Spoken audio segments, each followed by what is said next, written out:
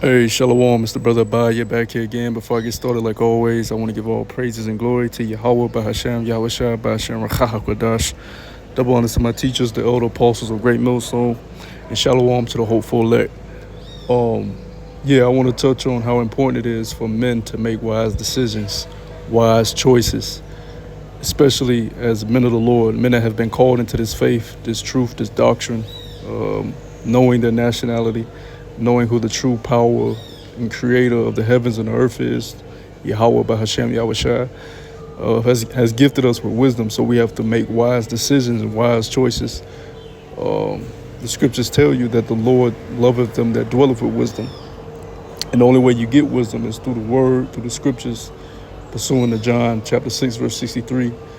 Right, the spirit is the word, right, which is Hamashiach Yahushua. But it's imperative as a man to make wise choices, wise decisions, not just being in this truth, but period. You got people that lose their lives off of making foolish decisions, foolish choices. You got people that lose out on profitable situations, or something that can help them in their life. They lose out on it for making unwise decisions, unwise choices. But yeah, I want to get wisdom in the Edamon. And as you can see on the screen, it says a property of being wise, knowledge, learning, experience. All right. For bros that have been in this truth for, a little bit of time, whether it be a decade, a little over a decade, you start to learn that experience is the greatest teacher. With experience, you become wiser, all right? You become more patient. You become more temperate. You have more control over yourself. And the more that you learn, that the more that you don't know. It's like the wisest man knows that he knows nothing, right? We have 100% truth, meaning we have 100% of what we need for salvation. But this truth is like living water. It's ever growing, so it never ends. It never stops. You have to keep inquiring about the knowledge of the Lord. Yeah. Once you partake in that living water, more and more is open up to you, and not saying like, because you have that saying where you can go too deep. I don't mean like, you start going outside of the doctrine that your elders have taught you because you think that you're super wise, that you know more mysteries than everybody else. No, what I mean is you have a broader, more balanced understanding of what you've been taught, and you're able to apply it better to your life in the correct way, which in turn makes you wise. Right? You got a lot of guys in this truth that can regurgitate the precepts, regurgitate the scriptures, go out on the highways and byways and shout from the top of their lungs and put on the appearance of a prophet or a disciple, but they're not applying any of the necessary principles or righteous traits or fruits of the spirit that the Lord requires for his men to put on.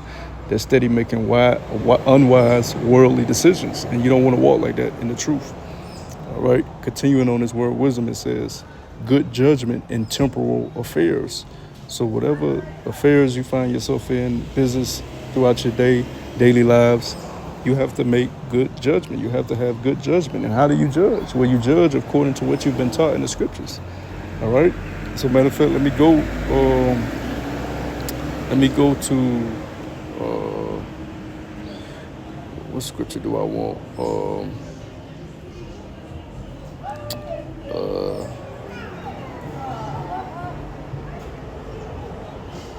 In fact, let's go to Wisdom of Solomon 8.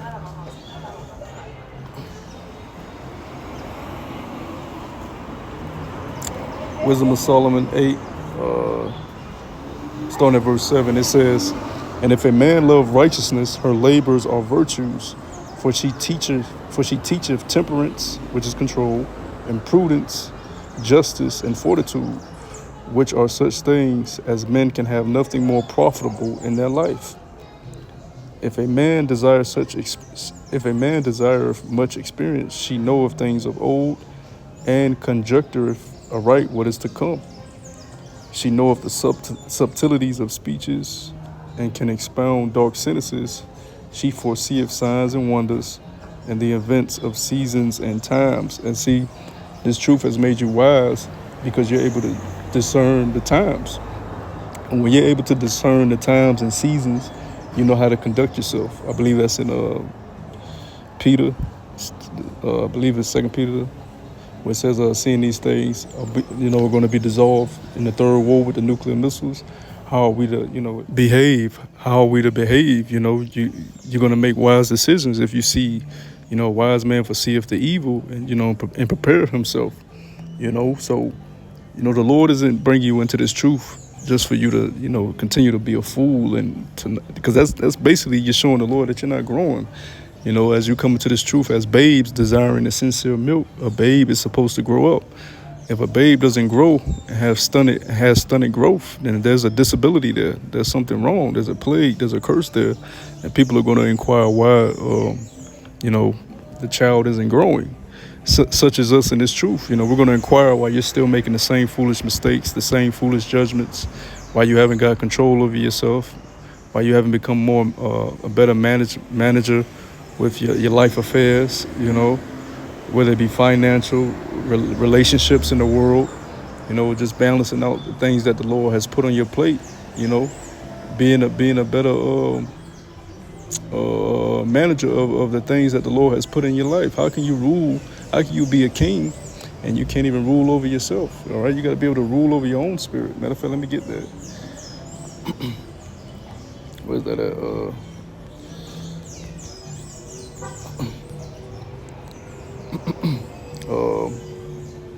Proverbs the 25th chapter, verse 28, it says, "He that have no rule over his own spirit is like a city that is broken down and without walls." All right, you let every demon and every wicked adversary penetrate your temple. It's just like a city without walls. Any enemy can enter it and defile it and corrupt it and destroy it. So even though we live in this world, John says we're not of the world. Well, if you're the elect, you're not of the world, because you got a lot of you have a lot of Judases, all right, and false prophets that are going to be cast out in the latter days, the latter of the latter days. But a wise man, he's going to rule his spirit, and he's going to build up those spiritual walls. He's going to put on the spiritual armor of Yahweh Shem Yahushua, the breastplate of faith, the helmet of salvation, the sword of the spirit. He's going to put on all those necessary things that he needs to defend himself, defend his spirit from the adversary. Scriptures say our adversary Satan is roaming around like a roaring lion, seeking whom he may devour. Okay. Next scripture I want to get is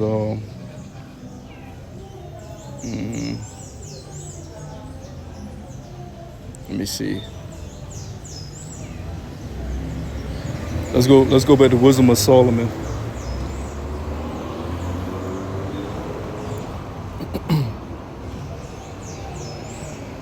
Chapter 6. Let's go to verse 12. It says, "Wisdom is glorious and never fadeth away.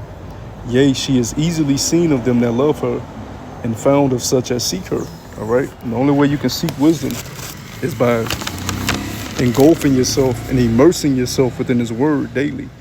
All right. Making sure you pray, making sure you fast if need be, making sure you're circumspect, making sure you're in tune with what's going on with the brotherhood. And just like I said earlier, managing yourself properly. All right. Wisdom is going to build you up in that way. Verse 13, it says, "She preventeth them that desire her in making herself first known unto them." All right. It says, "Whoso seeketh her early shall have no great travail, for he shall find her sitting at his door." Let me read that again, because that's a good point here in verse 14. Because wisdom, like I opened up saying, a lot of guys that make unwise decisions, unwise choices, they can find them. Some people die from making unwise choices and unwise decisions. They can find themselves in very detrimental situations. But it says in verse 14, "Whoso seeketh her early shall have no great travail, for he shall find her sitting at his doors." Now it says no great travail. You may. Yo creo que aquí vamos a mandar Salakia. You will have. It doesn't say you won't have no travail. It says you won't have no great travail. So when you go through travail or trials or tribulations, you use the wisdom to discern and make good judgments that'll get you out of those situations, or give you the best, or provide you with the best possible route out of that dangerous situation, or troublesome, or trial, or travail, that situation that brings travail. All right, because wisdom sitteth at your door. Verse 15, it says, to think therefore upon her is perfection of wisdom, and whoso watcheth for her shall quickly be without care.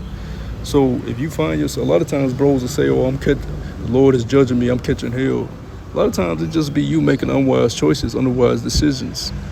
All right, a lot of the judgments we bring upon ourselves just from being unwise and being unfoolish, being carelessly with the way we manage things and the way we go about our lives, and whether that be with our health, our finances, the people we're around, all those things, man.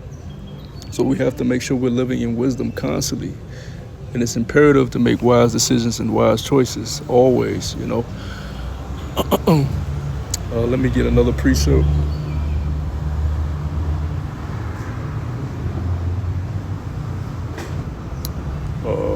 Let's go to Proverbs 11, and I'm probably going to wrap it up with this one.